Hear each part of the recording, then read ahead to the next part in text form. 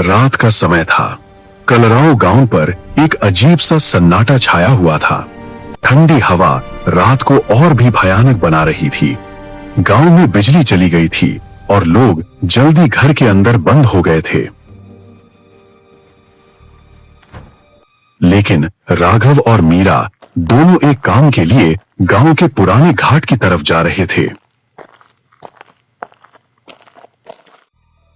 कलराव का घाट एक ऐसी जगह जहां शाम के बाद कोई जाना पसंद नहीं करता।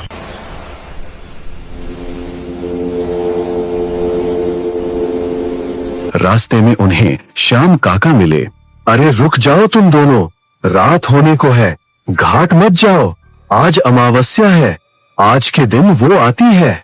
काका, आप किसकी बात कर रहे हो? कलराव के घाट पर 20 साल पहले एक औरत की मौत हुई थी। तब से रात को उसकी रोती हुई आवाज सुनाई देती है। काका, पुरानी कहानियों से कोई नहीं डरता अब, हम सिर्फ 10 मिनट में आ जाएंगे। बेटा, 10 मिनट का वादा मत करो, वहां वक्त रुक जाता है या वापस ही नहीं आता। चलो मीरा, काका बस डरा रहे हैं। रास्ते में चलती हवा, हिलते पेड़ और राघव की टॉर्च का बार बार फ्लिकर होना सब कुछ असामान्य लग रहा था। राघव, मुझे लगता है हमें वापस चलना चाहिए। बस थोड़ा सा ही और, जल्दी ही पहुंच जाएंगे।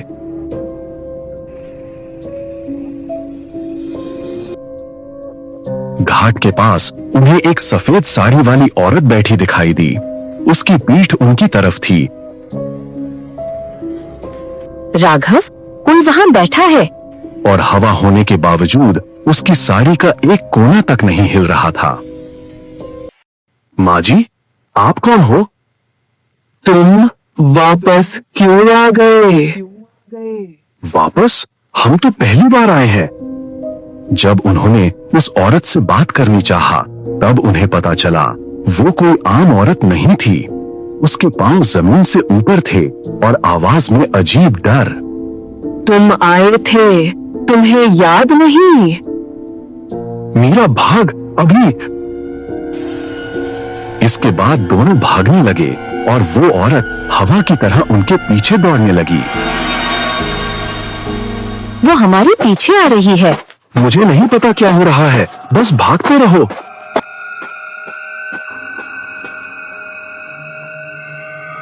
डर के मारे दोनों श्याम काका के घर में घुस गए।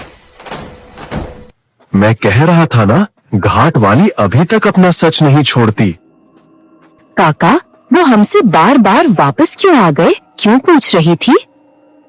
तुम दोनों बचपन में भी वहां गायब हो गए थे, बेसूद मिले थे और तुम्हें कुछ याद नहीं था। काका, अगर हम तब वहां मर गए होते तो?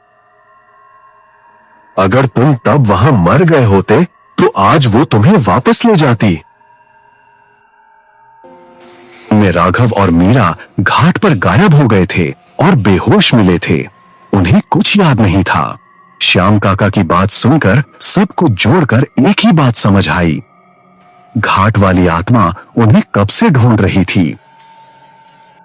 घर के बाहर फिर एक आवाज सुनाई दी। वक्त कभी नहीं छूटा, तुम दोनों मेरे हो।